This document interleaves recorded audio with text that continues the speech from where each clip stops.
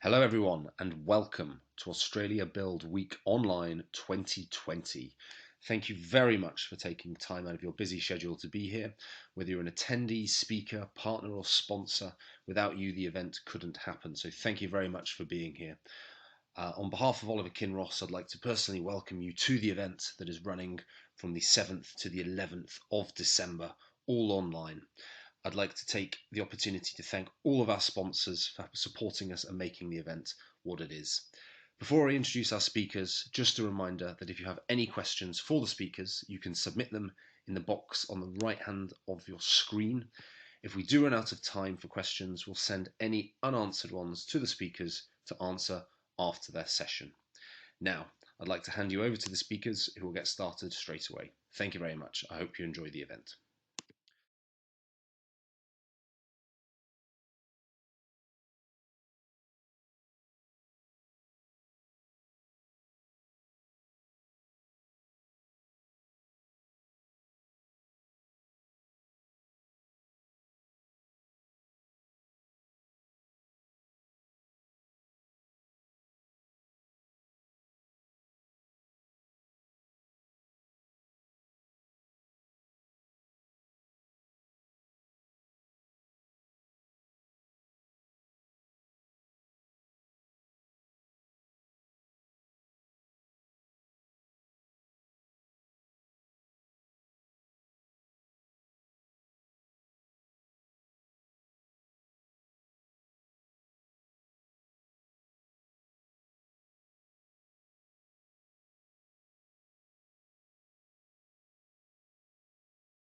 Sorry, David, can you please unmute yourself and turn on your camera? Thank you.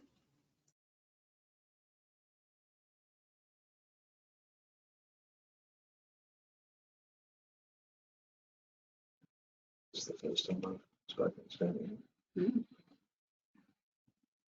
So it's pretty good. The light's pretty good. What we need to do is to move in here so the light goes out while we're talking. We have to immediately jump to this thing. I think this will give us 15 minutes if we get going. So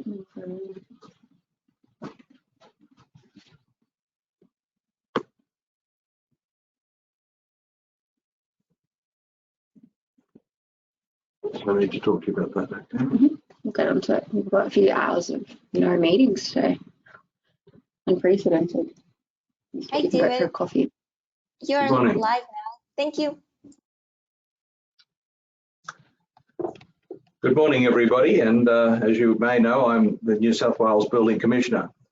I'd like to share with you, first of all, let me welcome you all to this event and take this opportunity to share with you some of the experiences of what we're doing in the Construct New South Wales reform strategy.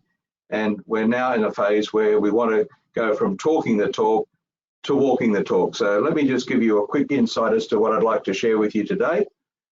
First of all, I want to stress the fact that trustworthiness of buildings now is fundamental. It's not an option. And what we're finding again and again is that people just don't understand that you must start producing trustworthy buildings in New South Wales or there'll be consequences. We want to show you over what we're looking at doing in the strategy that we're implementing in New South Wales. We want to show you that in fact that it's much more than just simply legislation that's going to get this done, and why trustworthy buildings is the new game in town for Class 2 buildings in New South Wales. And then we'll have some questions and answers. So let me share with you some stuff that we're seeing. You might be surprised that the rubbish that you can see in the left-hand screen is almost universal. We are finding that the attitude to waste and rubbish on construction sites is just simply amazing. We are really quite ashamed of what we're seeing. Please, this is something we've all got to wake up and have a think about. Now, this is the worst example. So let me tell you, this is the worst example. But in the middle of the middle slide, you can see the piece of plywood at the back. Well, the right-hand slide here is the toilet that was behind that piece of plywood. Now, I'm at a point where I've really had enough of this.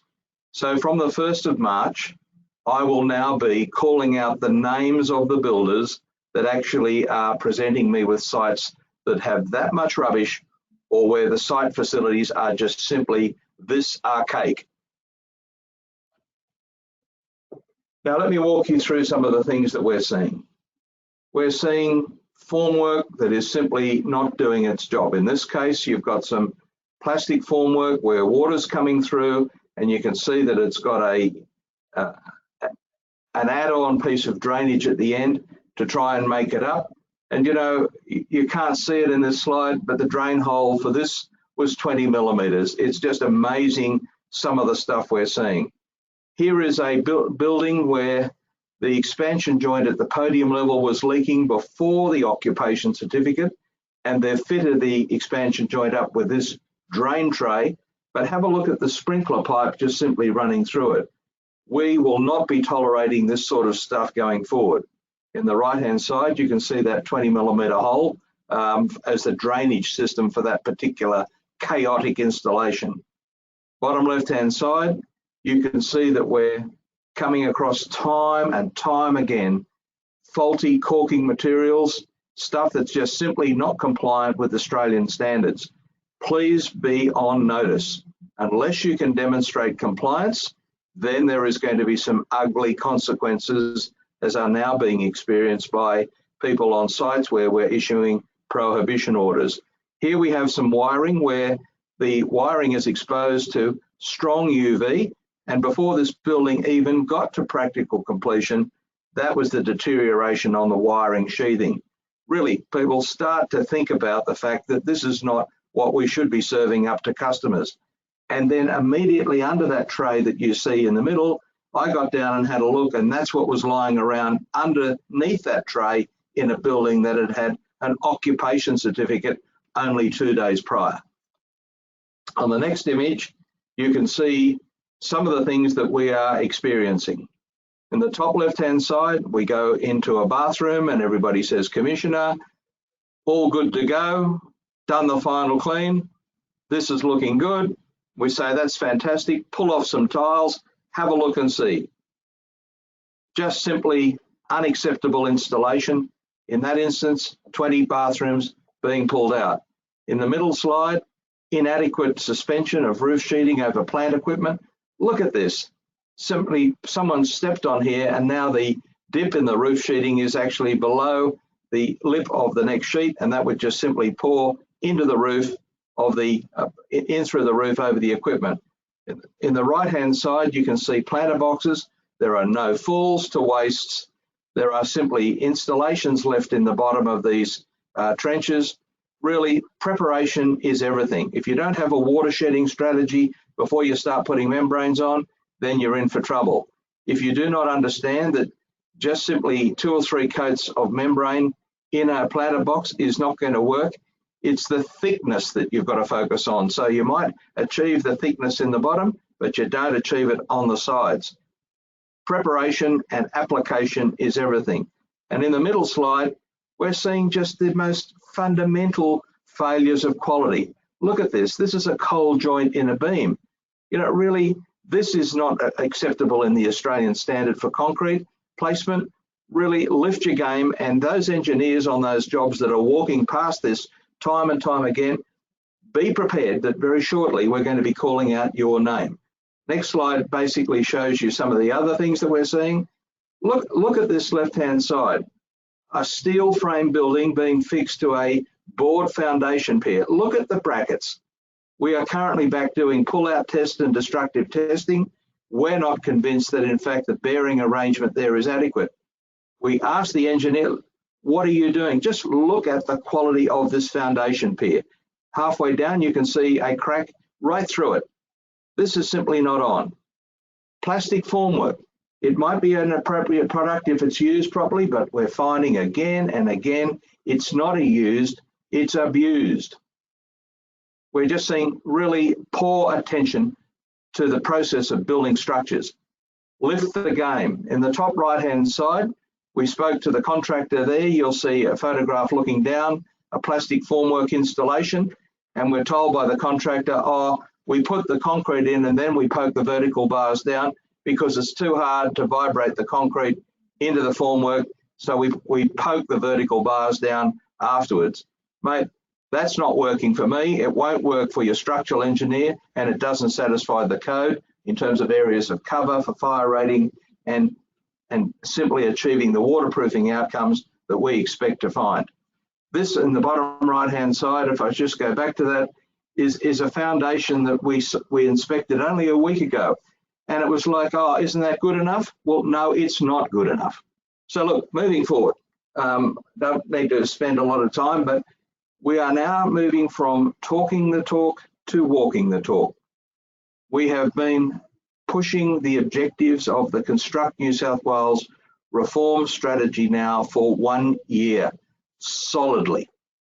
Now, we've just had some research where we went out to 1,000 players in the industry, and we are surprised that only 20% of the respondents to the survey that we conducted were aware of the new legislation.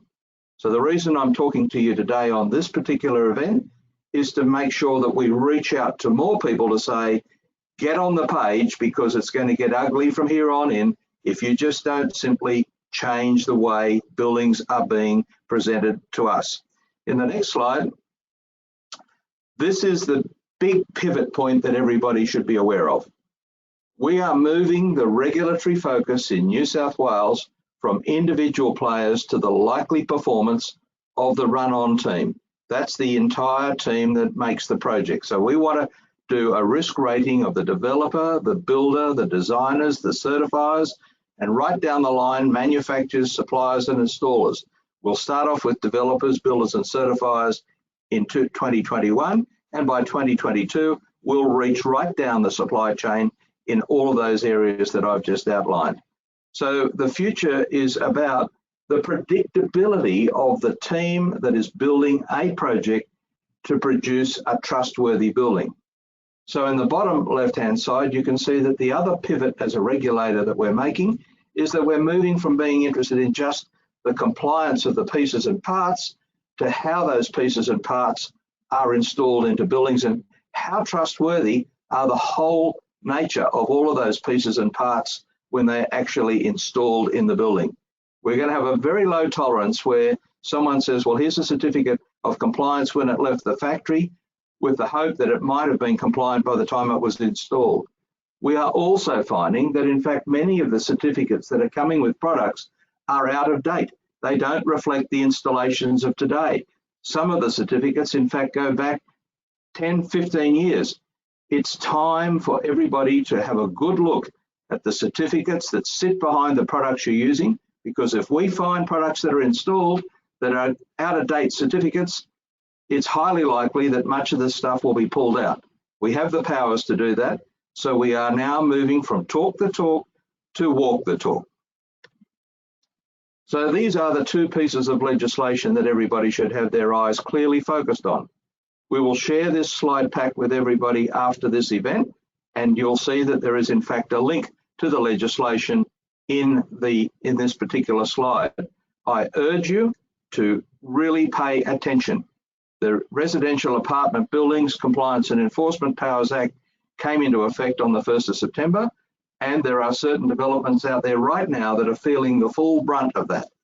We have issued, or in the process of issuing, 4 prohibition orders where we are stopping the issuance of an occupation certificate until such time as I am satisfied that in fact the building is good enough to be handed over to consumers. Now, the next piece of legislation comes into effect from the 1st of July next year. And again, pay attention. Developers, if you are commissioning a project right now, you should be engaging the designers to do design in accordance with this new legislation. And if you subsequently then take that design into construction, you should be engaging constructors to make sure that they understand what this legislation requires. You'll find in my website that in fact there are some model clauses that can assist you in understanding what that means. Please don't plead ignorance to me sometime in the future, because ignorance will not be our defense.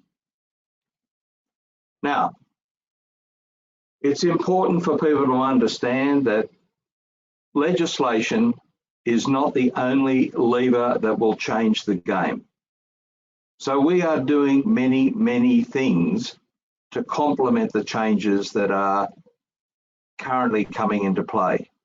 We have built some of the world's most powerful digital-driven capability that any regulator has at its disposal.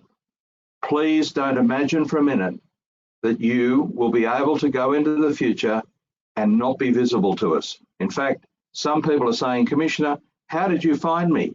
I don't need an occupation certificate audit. I'm okay. You know, one of those people who just recently made that comment to me is in the process of receiving a prohibition order right now. You should see the project. It was a disgrace. We're building a learning platform. We've got a partnership established with TAFE New South Wales, and progressively you will see more and more learning modules go onto that site. One of the modules that will go on in the next week will be all about Australian standards and how to use them. I suggest everybody pays attention. I was on a project the week before last, and this license holder of the building company who was building a 20-story building was not aware of the Building Code of Australia and could not name a single Australian standard. That is likely to end up with that project being stopped in the immediate future. Get across what's required. It's important that you all become familiar with the New South Wales Planning Portal. That's a functionality now that is on the DPI website, and all projects will have to go through this particular platform on their journey of approvals, delivery, and ultimately as built. Everyone should be aware that we've now got the OC audit program up and running. 14 sites were commenced audit a month ago. We're now facing into, I think it's probably 26 site audits have started. You will not be able to build a project in New South Wales without running into an OC audit sometime. So don't imagine that you can just hope that you'll get away with stuff, because when we land, it makes a difference. And we are proposing to do 200 of these audits by 2022. Very difficult to be avoiding us. We've instructed or agreed with developers on projects so far to pull out over 1,000 bathrooms where the waterproofing hasn't been right, the water shedding hasn't been right, there are no falls, where the tiles have been spot stuck to the wall instead of fully stuck. Really, start getting it right. We have new powers, and those powers will drive meaningful change. I don't want anybody to leave this presentation today not understanding. We've spent the last year really talking the talk. We've tried to bring everybody inside the tent and say, let's all do this together. From here on in, it's now, if you haven't got the message, there will be consequences. Now, from the 1st of July, you'll see that the new Design and Building Practitioners Act introduces a range of new requirements. And you can see in the bottom right-hand corner a QR code that would take you to the model terms that will help you navigate the new legislation. If you are a developer who is planning to construct a building and make sure that it doesn't run into grief if it encounters an occupation certificate audit. And increasingly, those audits will be directed at the most risky players, because there's no need for us to spend time with the least risky. So you've got a choice: be risky or be trusted. So we want you to understand what trusted means.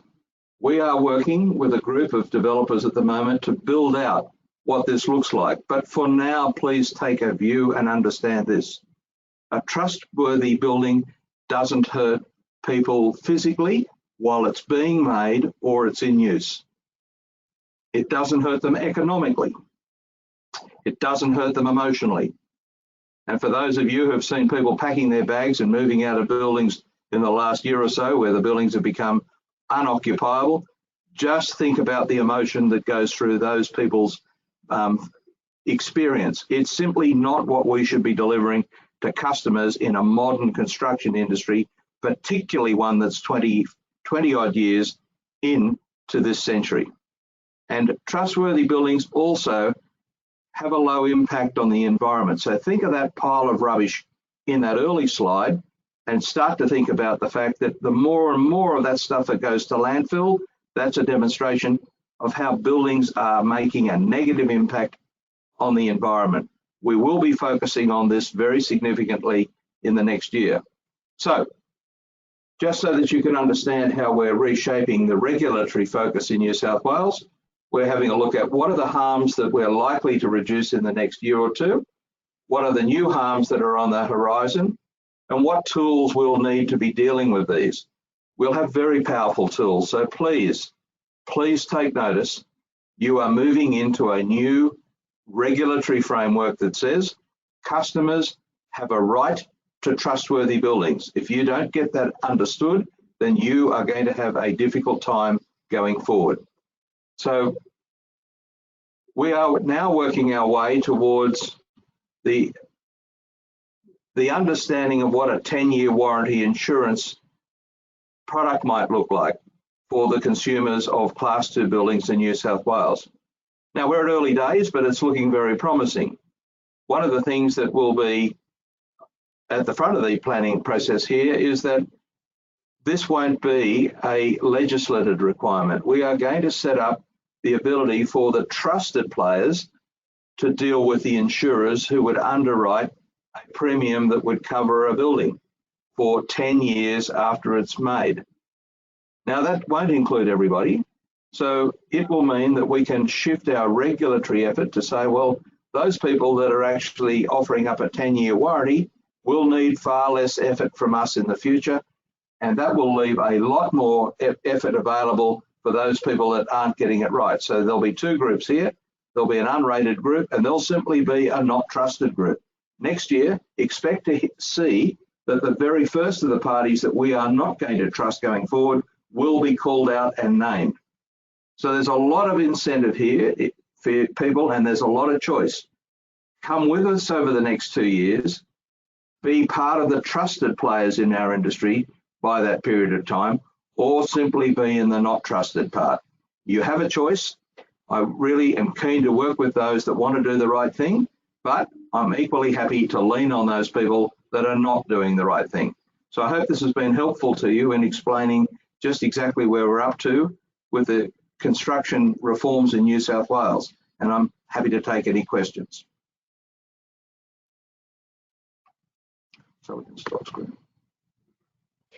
Thank you, David. We have a few questions that comes in. The first question is, how do what you propose align itself with assurance type practices that are common in the rail sector? Look, I think that's a good question. As you're aware, the government has recently announced that that we'll start to look into remediating some of the fire-rated cladding in New South Wales, and it's funny that you've picked the rail sector where possessions of site are actually terribly important. So we'll start testing out some of those assurance processes in the next year on the project Remediate and see what we can transfer across to the industry. But I'm very impressed with some of the work that has been done by the rail industry, and I think what we need to be doing is avoiding reinventing the wheel where we can. So good call out, good question. Thank you. The second question is, why is Australia one of the only countries in the world that allows building over 3 stories in height to be constructed without an architect on site during construction? Would not most of these issues been avoided if architects were mandatory? Architects used to conduct inspections weekly, if not daily, when required.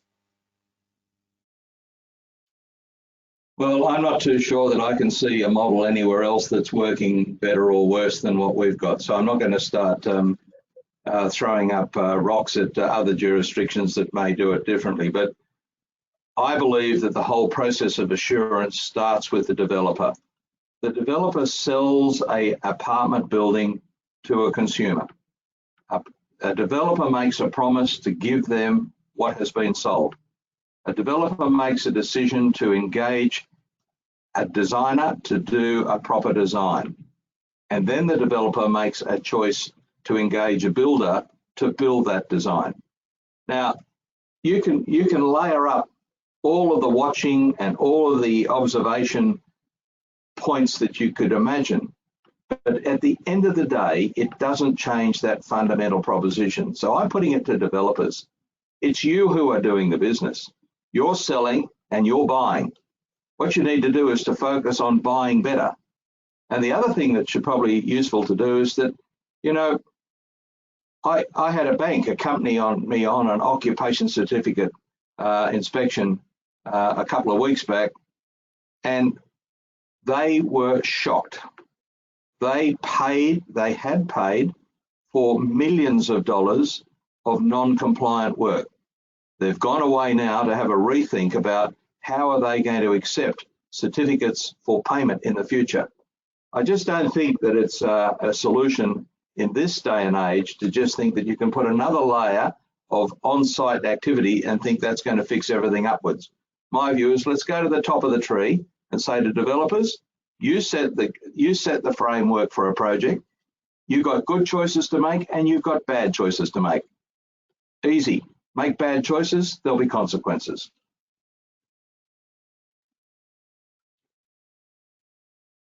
Thank you. I think this will be the last questions. The sector is quite antiquated. How do we scale up new technologies to improve safety and energy and cost effectiveness? For example, current cement practices remain unsophisticated and less than green, but can be improved. Can government pressure funds to be released for new research?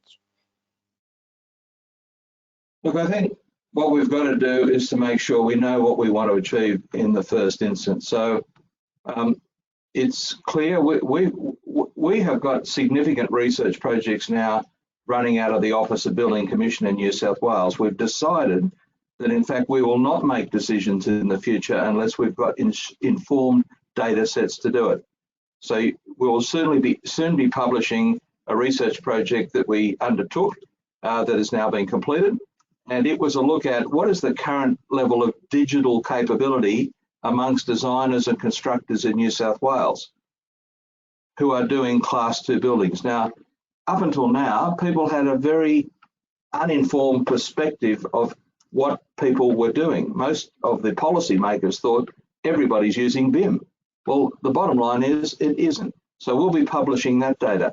It's terribly important to make sure that you actually understand where the industry capability is at and then build it up from there.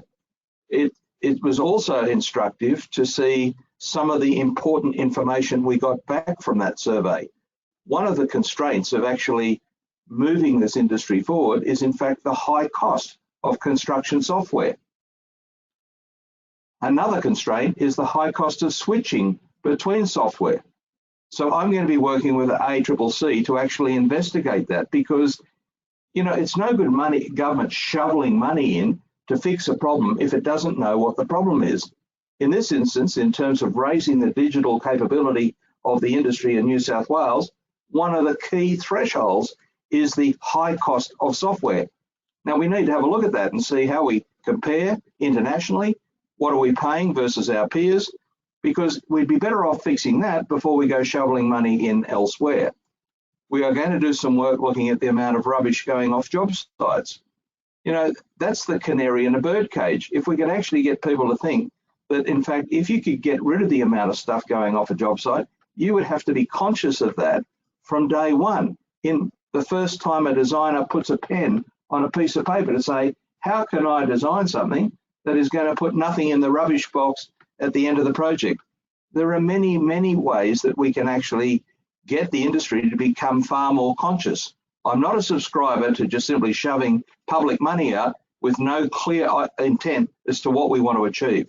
So I think you'll need to follow us through. We've just started last week another survey.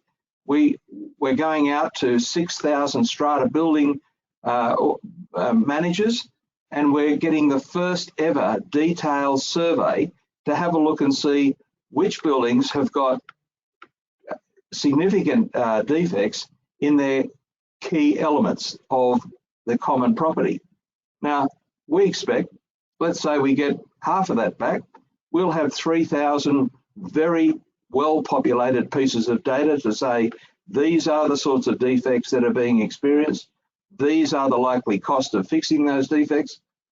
We'll be separating those defects from things like a scratch on a bench top, a stain on a carpet, because up until now, all of the commentary and the research that we've seen basically puts the colours in with the whites, and you don't ever get to see what's what. We need to see where the serious defects are so we can focus on those. So everything we're doing in this office is going to be driven by properly informed data and research and well-shaped policy, not just based on opinion, but based on fact. Thank you, David. That is all the questions for now. Would you mind giving us a conclusion on your presentation? Okay, well, thank you for that. It was a bit of a harangue, I understand, but we really need to get the message out. You know, what I would like us all to do is to imagine what's the best our industry could be within a year or two from now. The importance of that is that we've got a bad name. We really are. There are many exhibits as to why we need to lift the game. But you know, the most important message I'd like to leave you with is this. We've got about 340,000 people who work in the construction industry in New South Wales. By 2030, I estimate that about a third of the current workforce will have been old or moved on. So therefore, we're going to have to replenish over 100,000 new construction workers at every level: trade, manufacturing, design, clients, right through the full spectrum, about 100,000. Now, here is our challenge. We need to rebrand our industry as being the leading edge, the great place to be, the best job that you could possibly have ever, with fantastic career trajectories. And we've got to start getting that message in to primary schools. And do you know that everybody who will join our industry, who could possibly come into our industry by 2030, is already 10 years old? We have a huge job to rebadge this industry and make it a standout choice for future constructors. We all have that obligation, and I hope you'll join me in the next year or two and make that a reality. Thank you. Thank you very much for your presentation, David. Now, please over to our panelist team and Oliver.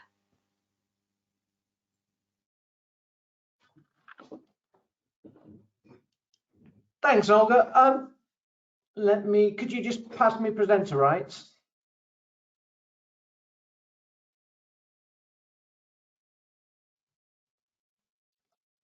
Okay, won't be a second.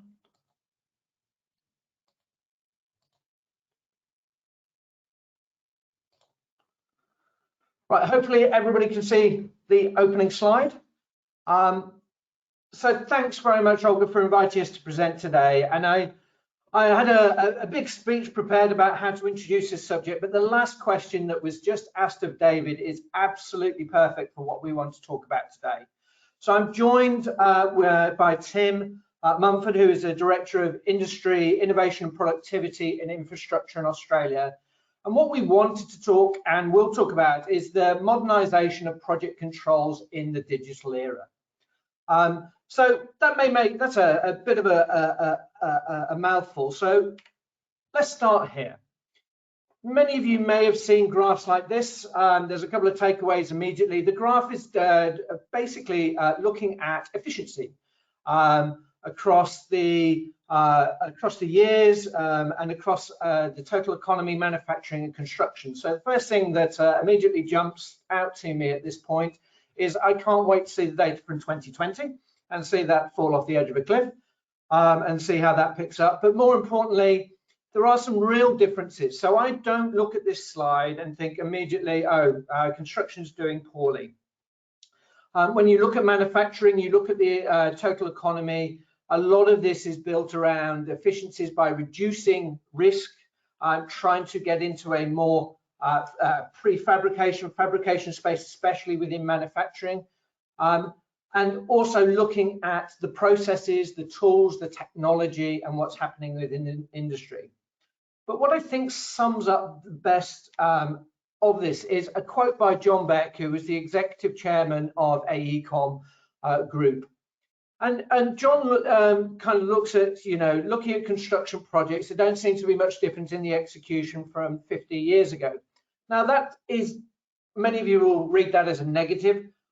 I don't. I think what John is pointing to is we continue with the same practices that have continued in construction for a very, very long time.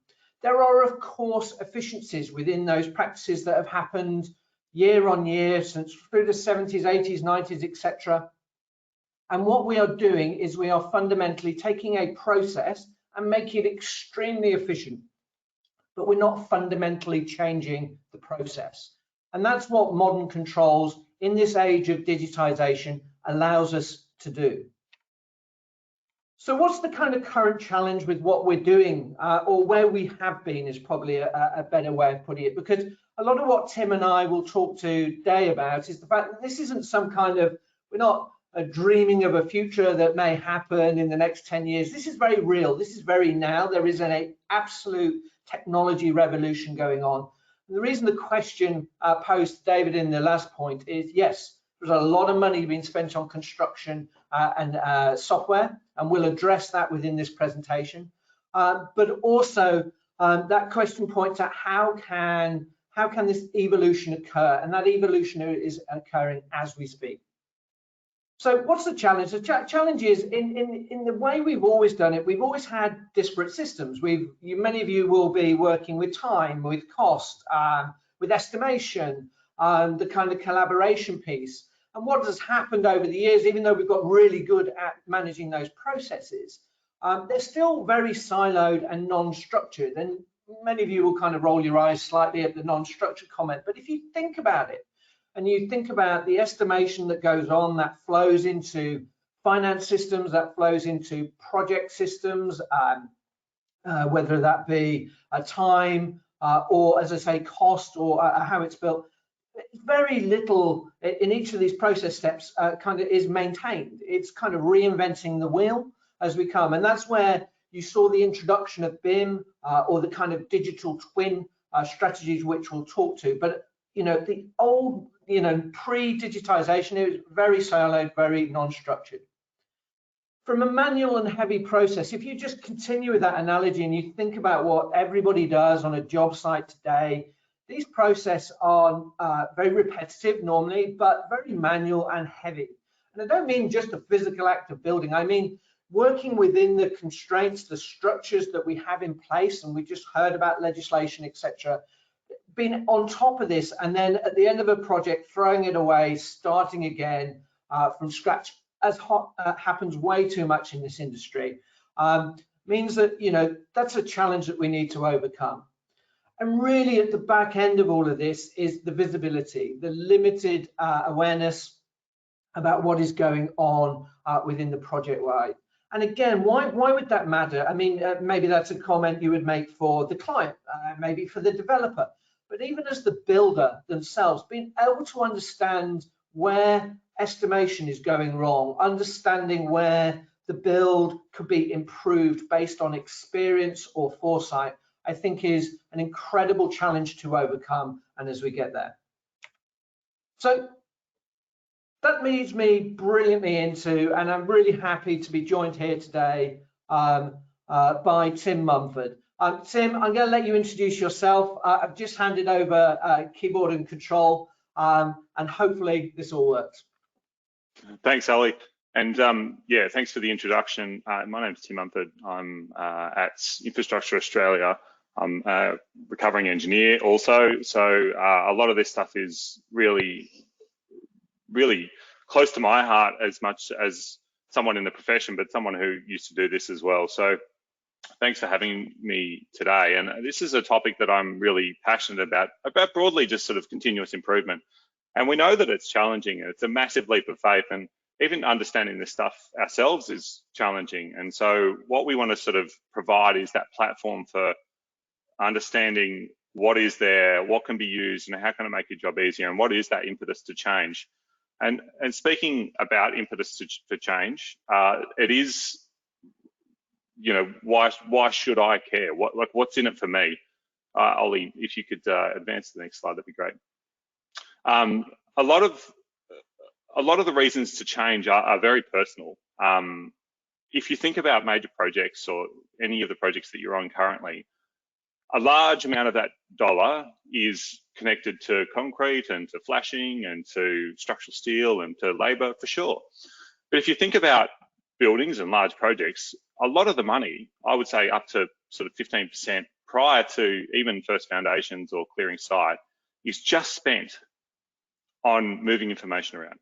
All you're doing is understanding what's the right scope, what's the right orientation, what's the right glazing, what's the right structure, what's the right everything, and how do you engage community, how do you get it through planning and building, etc., etc. And there's a lot of process that happens even after first foundations and you're out of the ground with information management. Environmental approvals, route selection, desktop analysis, basic engineering, detailed engineering, design, landscape design, procurement, contracts, assurance, risk analysis, work pack development, leadership meetings. There's a raft of things that are just information. You're not installing asphalt, you're not installing concrete. You're just moving information around. And as Ollie rightfully points out, it is around how do you effectively capture that information, reuse it, so you're not remaking that information over and over again. How efficiently we do this is a function of how efficient we are as on an individual project. And then if you roll that up per that graph earlier, and there is some Australian data that supports exactly the same finding, highlights how effective we are as an industry to delivering that same output. So it's inputs versus outputs. So if you think about not just the bricks and the concrete that deliver our projects, but it's also information to enable that decision to deliver those bricks and concrete. A lot of that money comes from just moving information around. So projects are information and decision making. The next stuff is around our current approach being unsustainable in the long term. Again, this is a positive conversation. The way that we're currently structured as a construction industry and infrastructure industry is a very contract by project approach. Every single project, we set it up bespokely. New concept design, new route, new scope, no information about the as-builts, nothing to reliance. Everything's paper, as David rightfully pointed out. Like a lot of the sort of the lower tier builders still aren't using BIM, and the deliverable and in GC21s and 21-24 down in Victoria, the contractual deliverable is still paper. And so, when we move geodetic datums, or when we move where we don't update red line markups, that information is static. It's locked in a point of time, and that starts over and over and over and again. And if you look at every other industry, even agriculture, they have made that leap of faith, whereas we have not yet. And all of this is opportunity. Because what it means for every one of us is that we're not going into that next project blind, and we're not risking losing our shirts on that next project. There was a study done in engineering houses in Australia, and roughly of a 40-hour working week, 1.5 days of that 40-hour working week was spent on non-productive items. So finding old information, clash detection by way of example, and clarifying existing mistakes. 1.5 days that we're all paying for, that can be sort of remediated, at least to a tune of 50% through better information management. And it's not a sexy topic, information management, but it's one that we're all paying for, and one that we should be caring about. Moving forward, as rightly pointed out by David and by Oliver, this is only going to get bigger. The whole build infrastructure in Australia is only going to get bigger. There's 100 million in Victoria, roughly 100 million in New South Wales, 60 million plus in Queensland, $100 million from the feds. All of that money is a big generator of the Australian economy. It's something like 12% of the Australian GDP, which is tied back to construction. Every job it creates 3 direct, indirect jobs. It's something like 1.2 million Australians employed, and as David rightly mentioned, it was something just shy of 400,000 just in New South Wales. So it's a big employer, and we have an obligation to make that dollar, public dollar, and sometimes private dollar, as efficient as we can possibly make it. So of that $400 billion pipeline, which is an underestimation if anything, about 20 billion can be conservatively saved by just looking at that 1.5 that 1.5 days a week in design houses, $20 billion in public works at a federal as well as state and territory government level. That's a massive opportunity. And when you look at the BCRs of any of these information or better information management projects on infrastructure as well as construction, the benefits cost ratio is well over 1, and in most cases is over 20. So it makes financial sense, it makes personal sense, it makes economic sense. And if none of that got you, we've got a personal responsibility to do what we do every day. And as David rightfully pointed out, to the next generation of us, as efficient as about you. And that's something I'm exceptionally passionate about. And moving on to the next slide, why haven't we? Why are we still talking about this, even though, you know, the UK have done this by way of example, or bits of this, you know, 10 years ago, they were talking about this. And the reason is because it's complex. Like, projects are very, very complex. There's numerous ways to deliver problem statements. There's hundreds to thousands of project team members and people delivering the project itself. It's a complex socio-political environment, as you all are acutely aware. It's reliant on everyone working in the same direction. I think it was like the third last slide of David, where everyone had to be pointing in the same direction. And that's absolutely true. And in many respects, we only know our subject matter, our own subject matter very well, and we don't really know everyone else's as into the same degree, and nor should we. And so this is where sort of information management and sharing comes in. Project teams are made of humans, and you know, we are the double-edged sword, effectively, of projects as well, because we all come with our own perspectives and baggage and experience. And to be honest, collaboration is very tiring. It's hard to do. The industry is, across its broad range, across the asset lifecycle and project lifecycle, everyone's commercially geared and orientated. So we all have our motivations, commercially or otherwise, to do different things. So that challenges things. And the stakeholders are many and varied. Not everyone comes from a project background. Not everyone understands the decisions that need to be made. And so you have to bring those people along for the journey. And all of this is very hard. So I wanted to give you a flavour, moving on to the next slide, of where we can change and where we can adapt. There is stuff out there. And, you know, it might feel like a lot of this stuff on the left column is a long way away, but it's really not. Like, some of these things are already being done. Like in New South Wales, you know, and Victoria and Queensland, they're piloting digital twins. Common data environments, you're probably aware of these. In Victoria, we use a lot of Aconex, and they're starting to get a lot of connection to other elements of how we handle information on our projects. You on projects are probably starting to see more UAVs and drones in the air for surveys. So this stuff is actually coming. It's just how quickly it's coming, and how quickly it integrates into our decision making and influences other elements of the project. The last one I want to add here is, we currently collect a lot of information about projects: costs, schedules, quantities, designs, etc., etc. So we don't need we may not even need new information. We may not even need point clouds and drones to collect this information. And so in many ways, what we already have is very powerful, and it already adds a lot of value in terms of making better decisions.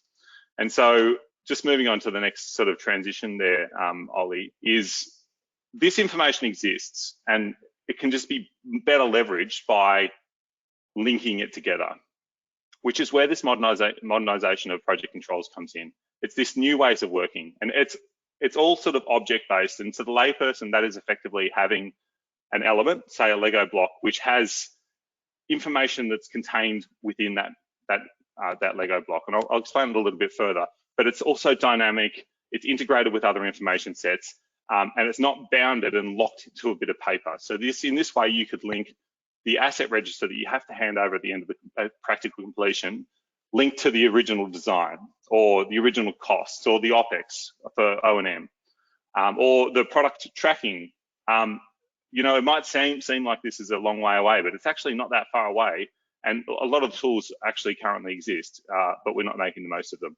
So moving on to the next slide there, Ollie, it's pretty clear to highlight that the new ways of working as compared to the current ways of working are in stark contrast. Like everything is paper-based, nothing is for reliance. We can't ever take that information and then say this is gospel and this is true and we can hang our hat on it. And everything's relatively siloed. Yes, you may understand your own cost estimate, but if someone else was to pick up that cost estimate, would they acutely understand it in the way that you would, by way of example? So moving on to the next slide, there is tools out there. So you can connect, those new ways of working to understand the weight of, say, a I-beam or a structural member or a bollard, by way of example. You could understand how much CO2 was tied back to that element. You could understand who the manufacturer was. So if there was a cladding issue in the future, you could understand where you sourced it from.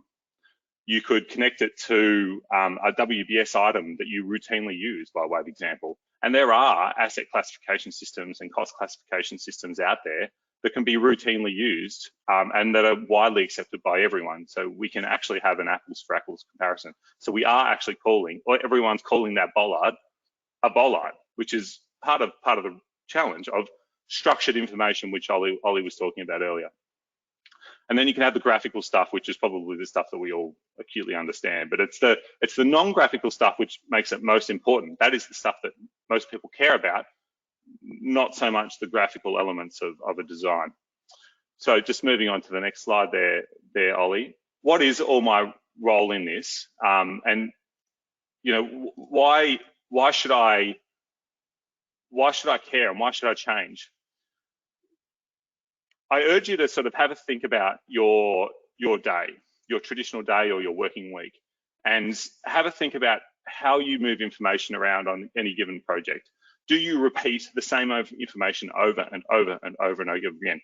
Do you repeat the same cost breakdown structure? Do you type in the same delivery address for a delivery of a project? Or do you use a similar design but then have to tweak it all the time? Do you have to consistently remake decisions, or do you make a decision, then back out of it, and then have to make a new decision over the time? Do you repeat the same type of building over time, or the same type of infrastructure over time, or do you repeat particular elements? So like a substructure or a particular bit of scope that could be ring fenced and you reused over and over again. And is the predominant source of information that you use on paper? Are you finding that you're printing stuff or using PDF all the time? And then the second thing is, so if you answer yes to that, then there's massive opportunities to think about how you use information. But the next bit is to sort of have a think about how you use information with respect to others. So maybe later in the life cycle of the asset, maybe you're talking to the asset manager, or maybe you're talking to the cost engineer, or maybe you're talking to the architect. How can they help you do your job better downstream of them? And how do you help the person to the right of you downstream of you to make your job easier or their job easier? And in many respects, I don't think we're fantastic at lessons learning. And in many respects, if I've got a problem, chances are someone else has got a very similar problem to what I do. And so I take these, the Australia Build sort of conferences and these type of events as an opportunity to seek out other people with similar problems. And whether it is in controls, or whether it is in design, or whether it is in occupancy, or whether it's in permitting, seek out these people and find out what common issues are, and then advance the knowledge of the sector so we get more efficient and we can bridge that gap that Ollie articulated earlier. Also seek out people from your other industries that aren't us, and get fresh eyes on what we do. And in many respects, a good analogy here is if we compared the Australian construction industry, or just construction in general, to buying a car, and if I turned up to a car dealership and said, I wanted a car for the weekend, I might use it occasionally off-road, and then if the car dealer went out and built up a completely bespoke car for me, and then I just decided to change the color of the car halfway through and it cost a lot of money, and then they handed over the car and then provided almost zero warranty or support beyond that point, that's kind of the equivalent of what we're doing in construction. So framing it in some other industries sort of context is really interesting in the context of the Australian construction industry, of how we're structured and how we work together to deliver assets for a shared objective. So I do urge you to sort of think about thinking about other stakeholders and getting fresh eyes. and modernising how we deliver infrastructure in the next sort of 20 to 30 years. Thanks, Ollie.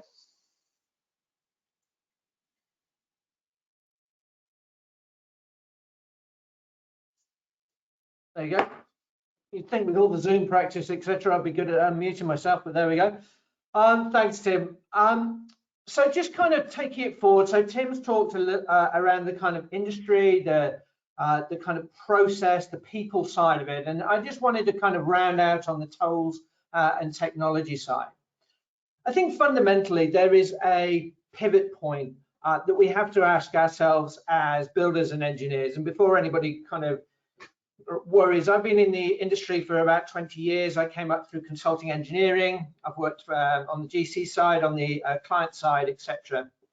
But one of the things that I kind of brought up, as many of us, is a lot of the systems to date have been around making our individual organizations more efficient, which is fine until you realize that construction, and David pointed out, is a supply chain. It involves everybody from the the Sparky through to the client with the money, etc. That is a chain of companies, and it doesn't matter if you have one of those chain links as the most efficient thing on the planet. If the rest of the chain, the rest of the supply chain isn't, it doesn't work. And I think that is the fundamental pivot point that we're reaching within the project controls perspective. It's to focus in on the project itself, rather than just the individual kind of our individual kind of parts of it. And why is that? So David and Tim talked around the need for improvement, continuous improvement, transformation. But this is a kind of principle that we stand by in technology per se, in the sense of you can't get to that improvement without data, and data is the lifeblood of the kind of systems that surround the project and allow that insight and information to come out. And you don't get data without adoption. That makes sense, right? So in the sense that you don't get the fact that the concrete was poured in this location at this time, etc., and that it's been certified and signed off, etc. You don't get that without the adoption of the systems to do that. You don't get adoption without trust. And I think this is possibly one of the most important parts around modern controls that we'll talk about in a minute. And this is where a lot of inefficiency exists within the pre-digitization space. You don't get trust without a good experience, and this is kind of some kind of virtuous circle that we live through for modern controls. Now that may be hard to conceptualize, so let's talk about it in a different way. Let's talk about where we were, or where the legacy digitized systems were. The way that the industry has been built up over the last 40, 50 years, etc., has been where each, especially around information that is predominant on a project, is often configured for a single organization in that supply chain. Maybe it's the GC, maybe it's the client, maybe it's the engineer, etc. But they're fundamentally configuring their own system, and they kind of build up the firewalls by which they do that. They own the system, they own the data, and they look at the integrity of that data, which is fine if it's internal, and projects aren't internal, as we all know. So the takeaway is that these basis around project-centric solution is coming to the fore within that kind of modern controls perspective. And what that essentially means is to look at organizations and information systems around the project. If you're going to have a project-centric approach, then you have to have some controls in place and some principles in place. And this is, from an industry perspective, things that we think about on a daily basis. You know, there shouldn't be, when you have a centralized project-centric approach, you don't have the concept of the super user who can see everything. That doesn't reflect modern day construction practice. However, the rights to the information have to be transparent to the publisher. So if I'm sending something to Tim, or Tim's amending a project plan, I know what type of rights that he gets to see. Those transmissions between, say, Tim and I, or the multiples and multiples of parties on a project, shouldn't be able to be amended after the fact. That's an absolute given. And it also, we should be allowed to communicate privately. Not everything is within that contractual space. And then lastly, organisations can't be cut off without due notice. So if you think about what I'm talking about in terms of the existing kind of project space, if you own the whole system, then you can cut out other individuals. That's incredibly dangerous, both contractually, but also from the control of information. You have many parties who take on more risk than they need to do so by bringing some of these products to bear. And, you know, and this inevitably leads to the question of data ownership. You know, if we collaborate, if the industry has a more project-centric view, who owns it? We all like to own stuff and we all like to own our own data, which we do, but nobody owns the whole of the project data set. We have, each individual organization has their part to play, but we are in fact neutral, and the systems have to be more neutral. Neutrality is a concept that has been around for several years, especially here from an Australian construction practice, but it is coming to the fore more and more. If you go back to that principle in the sense that, and what David talked about, in the sense that there is a lot of money being spent on construction tooling. And one of the reasons for that is essentially there is no trust in the system. We continue to buy systems for ourselves, for individual components. We manage the interaction between our companies, but the companies themselves don't trust each other, so we replicate and duplicate systems. If you look at a mid to large size construction project here within Australia, let's call it $100 million just for guideline, you will see the replication of estimation systems, collaboration systems, document management, time, cost, etc. throughout those organizations. And that, to my point, is where neutrality really kind of wins over. In a project-centric world, we don't have to look at this duplication of cost. We can grow exponentially from a technology side if we're not having to duplicate everything for every single chain, every single member of that chain in the supply chain.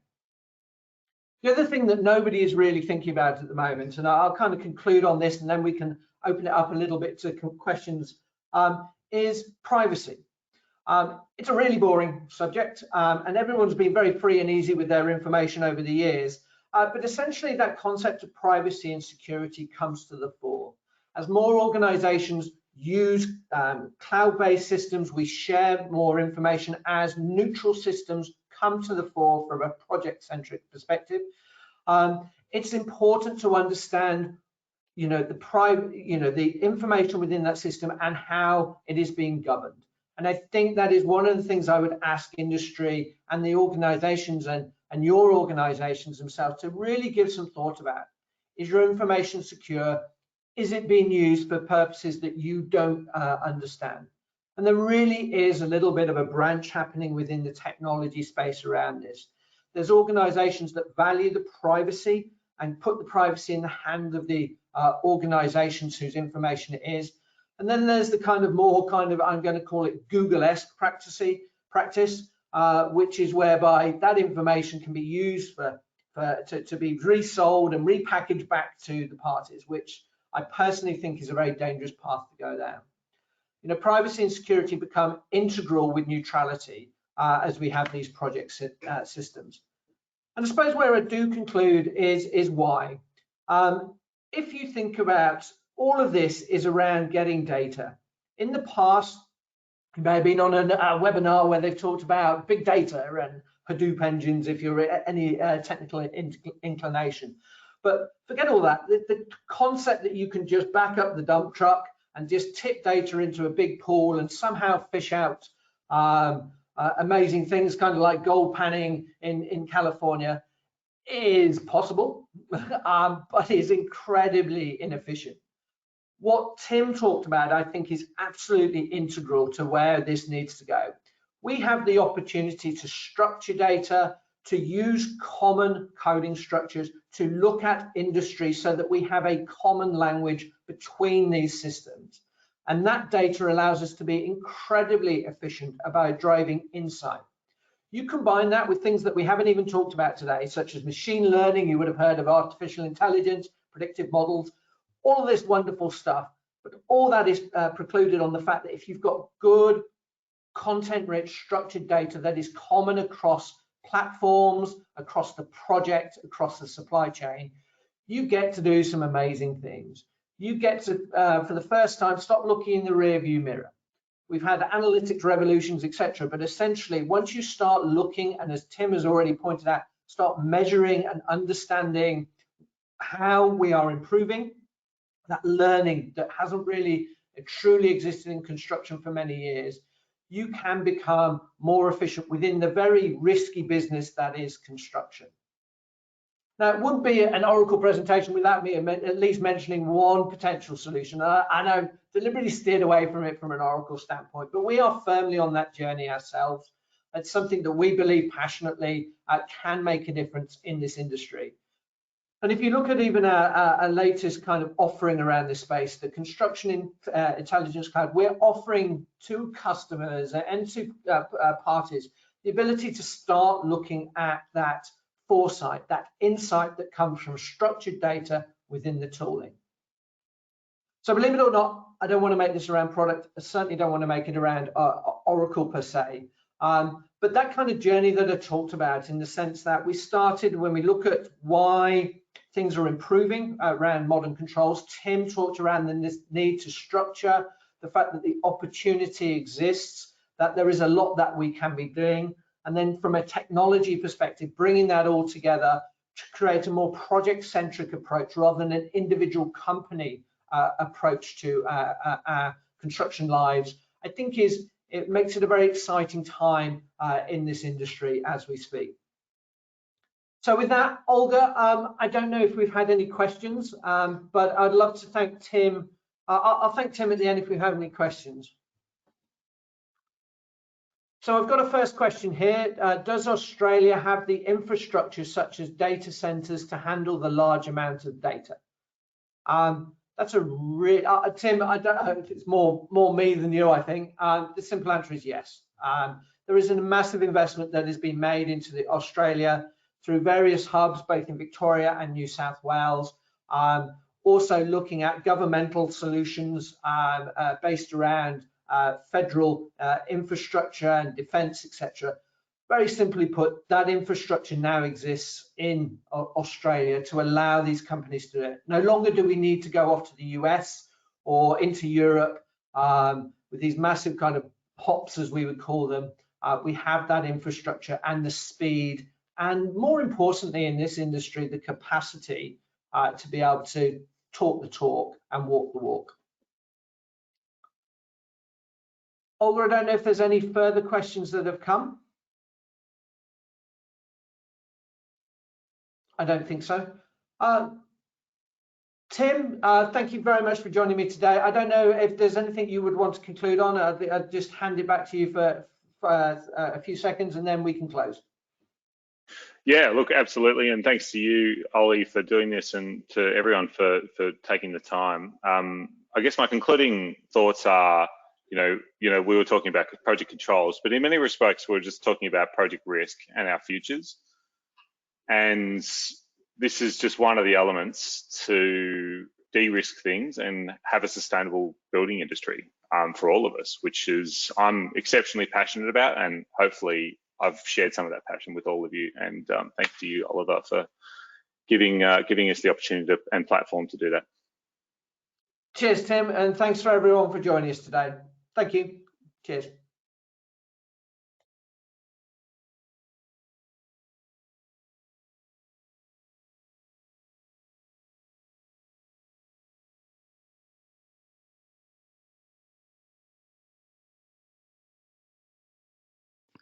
That's the end of the session. Thank you very much to all of our speakers, our sponsors, and a big thank you to everyone who has joined us in the audience today.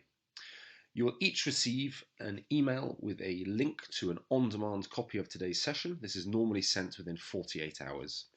Please tune in for other sessions that are available both live and demand this week. From the 7th to the 11th of December, we have sessions running in both the morning and in the afternoon. You can log into the event platform and plan your agenda and add them to My Event Planner to create a customized plan for your week. You can also click on the sponsors, message them, and set up meetings with attendees, speakers, and sponsors. We do hope you enjoyed this webinar and very much looking forward to seeing you in the future. Thank you.